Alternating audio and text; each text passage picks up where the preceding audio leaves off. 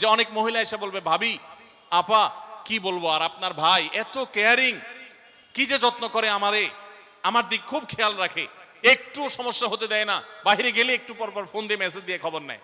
বুঝবেন যে সাক্ষাৎ শয়তান হাজির হয়ে গেছে। এই লোক হয়তো সৎ উদ্দেশ্যে বলছে, কিন্তু শয়তান তাকে দিয়ে বলাচ্ছে আপনাকে অশান্তিতে ফেলার জন্য।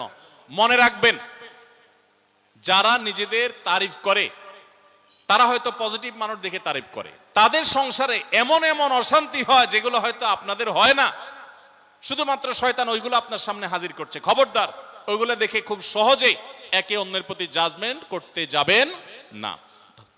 তাহলে দাম্পত্য জীবনে সুখ শান্তির জন্য অন্যের সুখের মিথ্যা গল্প শুনতে যাবেন না। যদি সত্য গল্পও হয় তবুও মনে রাখবেন যে হয়তো সে একটা দিক তুলে ধরছে, তাদের আরো চ্যাপ্টার আছে সেটা তারা তুলে ধরছে না, তাদের চাইতে আমরা আলহামদুলিল্লাহ কম সুখে নাই। নিজেদের পজিটিভ গুলো দেখার চেষ্টা করবেন। 8 নম্বর, ক্ষমা করতে শেখা। দেখুন, ক্ষমা করতে না পারলে দাম্পত্য জীবনে কেন, কোন জীবনে আপনি কখনো সুখী হতে পারবেন না। সবকিছুকে অনেক বড় করে দেখবেন না, অনেক কিছুকে ক্লোজ করবেন, ছোট করবেন। এবং মনে রাখবেন, আল্লাহ তাআলা ক্ষমাশীলকে ভালোবাসেন। কোরআনে আল্লাহ তাআলা একাধিক জায়গা বলেছেন, যারা ক্ষমা করে আল্লাহ তাদেরকে ভালোবাসেন। আপনি যদি বলেন যে কতবার ক্ষমা করব, যতবার আপনি আল্লাহর কাছে ক্ষমা আশা করেন, আপনি আপনার স্ত্রীকে, আপনি আপনার স্বামীকে, আপনার জীবন সঙ্গীকে, যে কোনো মানুষকে ততবার ক্ষমা করবেন। আপনি জীবনে একই পাপ কতবার করেন, আল্লাহ মাফ করবেন আশা করেন না? তাহলে আপনার আল্লাহর বান্দাকে কেন আপনি ক্ষমা করবেন না? বিধায় ক্ষমা করা এটা শিখতে হবে। কখনো কোনো ভুল হয়েছে বুঝতে পারলে পণ্ডিতি না করে সাথে সাথে ভুল স্বীকার করা জানতে হবে, যে হ্যাঁ এটা আমি ভুল করেছি। হ্যাঁ, এটা স্বীকার করলে সে একটু মাথায় উঠে যাবে, সে একটু লাই পেয়ে যাবে, পাক। কিন্তু এটা একটা ভালো গুণ, পরবর্তীতে এটাকে ব্যালেন্স করতে পারবেন অন্যভাবে। ভুল স্বীকার করবেন। মেয়েদের সাথে বিশেষ করে যখন ঝগড়াঝাটি হয়, কোনো কিছু হয়, মনে করেন ঝগড়া তুমুল আকারে চলে গেছে, এখন আপনার স্ত্রী আপনার মৃত্যুদণ্ড জারি করবেন, জাস্ট এটা বাকি আছে। এই টাইমটাতে আপনি যদি চান যে এই রাগের পারদকে পাতাল থেকে মুহূর্তের ভিতর, আমি আকাশ থেকে মুহূর্তের ভিতরে পাতালে নামায় আনবো, আগুনের সাথে সাথে পানি করব, একটা বুদ্ধি, একটা কাজ করবেন, সাথে সাথে পানি হয়ে যাবে। সেটা কি?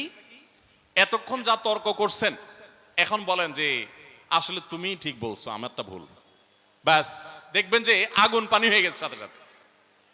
তো ভুল স্বীকার করতে পারে, এটা শুধু স্বামীরা না, স্ত্রীদের ক্ষেত্রে একই কথা প্রযোজ্য। এটা অনেক বড় একটা গুণ, বিশেষ করে ক্ষমা করতে পারা। ক্ষমা করতে যারা পারে না তাদেরকে আল্লাহ ভালোবাসেন না। আল্লাহ তাআলা বলেছেন যে আল্লাহ তাআলা ক্ষমাশীল মানুষদেরকে ভালোবাসেন, বিধায় আমরা ক্ষমা করতে শিখবো ইনশাআল্লাহ। 9 নম্বর হলো, শয়তান যে সমস্ত জায়গাতে ধোঁকা দেয় এই জায়গাগুলোকে ক্লিয়ার রাখা। যেমন একটা পয়েন্ট বলি, স্বামী স্ত্রীর মধ্যে কিছু কিছু জিনিস প্রাইভেট থাকতে পারে। আপনার স্ত্রী আপনার শ্বশুর বাড়িতে ফোনে কথা বলেছে, কি বলেছে, আম্মা তোমার সাথে কি বলেছে, তোমার আব্বা কি বলেছে, তোমার ভাই কি বলেছে, ব্যক্তিগত বিষয়গুলো খুব বেশি খোঁচাখুচি করে জানতে যাবেন না। এগুলো জানতে গেলে অশান্তি হবে। এবং অনেক সময় দেখা যেতে পারে কোনো কিছু দেখে আপনার সন্দেহ হয়েছে, তাহলে এটা পেটের ভিতর রাখবেন না। আবার খারাপ ভাবে উপস্থাপন না করে সুন্দরভাবে উপস্থাপন করুন যে আমার কাছে এরকম মনে হয়েছে, তাতে সাময়িক ঝগড়া হোক, কিন্তু আপনি ক্লিয়ার হয়ে যাবেন এবং নিজেদের মধ্যে কোনো ঝামেলা থাকবে না। শয়তান বিশেষ করে ওয়াসওয়াসা, কুমন্ত্রণা, সন্দেহের রোগ দিয়া দাম্পত্য জীবনে সবচেয়ে বেশি অশান্তি তৈরি করে। এই জন্য সন্দেহকে কোনো স্থান দিবেন না।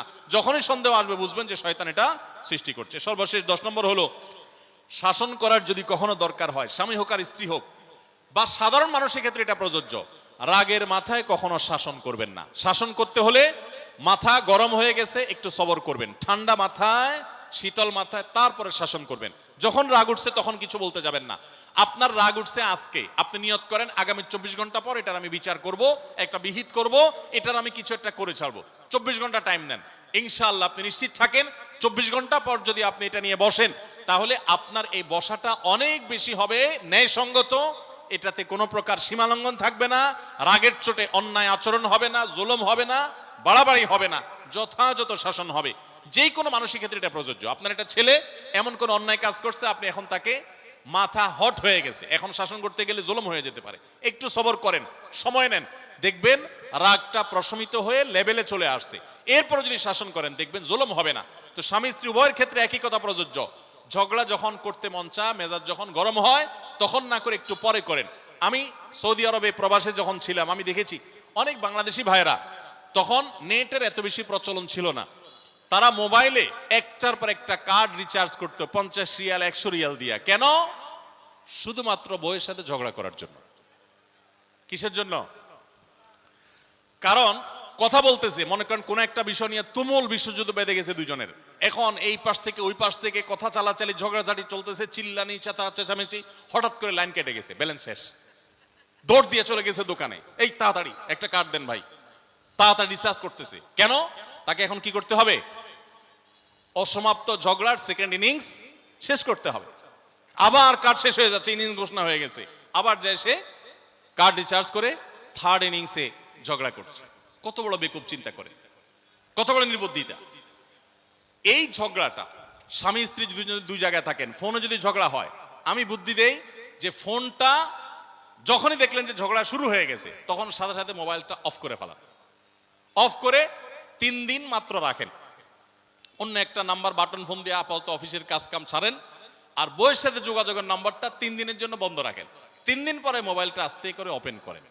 এবার নিয়তি করেন যে ঝগড়া এটাই হবে, বউরে বলবেন দেখো তোমার সাথে ঝগড়া এখানে এই পর্যন্ত থামতেছে, আমরা এখান থেকে আবার শুরু করবো ইনশাল্লাহ 3 দিন পর। 3 দিনের বিরতি দিচ্ছি, যুদ্ধবিরতি। 3 দিন পরে যদি শুরু করেন, আমি তো দায়িত্ব নিয়ে বলতে পারি, লিখিত দিতে পারি আপনাকে, 3 দিনের পর যখন আবার নতুন করে শুরু করবেন, ইনশাআল্লাহ দেখবেন আগের ঝগড়ার যে দুইজনের একজনেরও আর কিছুই নেই। এখন বউরে যদি বলেন 3 দিন পরে ফোন দিয়া বলেন হ্যাঁ বলো তুমি জানি কি বলতেছিলা, দেখবেন যে আর কথা খুঁজে পায় না। আর আপনিও যদি বলেন যে হ্যাঁ আমি জানি কি বলতেছিলাম, দেখবেন এখন ঝগড়া করে জুত পাবেন না, গিয়ার একেবারে নরমালে চলে আসছে। এই জন্য ভাইরা, রাগ যখন হয় ওই টাইমটাতে ঝগড়াঝাটি করতে হয় না, তাহলে সেক্ষেত্রে দাম্পত্য জীবনে অশান্তি থেকে অনেকখানি বাঁচা যায়। যে ঠিক আছে আমরা ঝগড়া করব, এই বিষয়ে আমরা এখন কথা বলবো না, কালকে কথা বলবো, একটু অপেক্ষা করেন, উভয়ের জন্য সেখানে কল্যাণ থাকবে। আল্লাহ তাআলা আমাদের সবাইকে এসব বিষয়গুলোকে দেখে মেনে চলার তৌফিক দান করুন। আস-সুন্নাহ ফাউন্ডেশন, উম্মার স্বার্থে সুন্নাহর সাথে।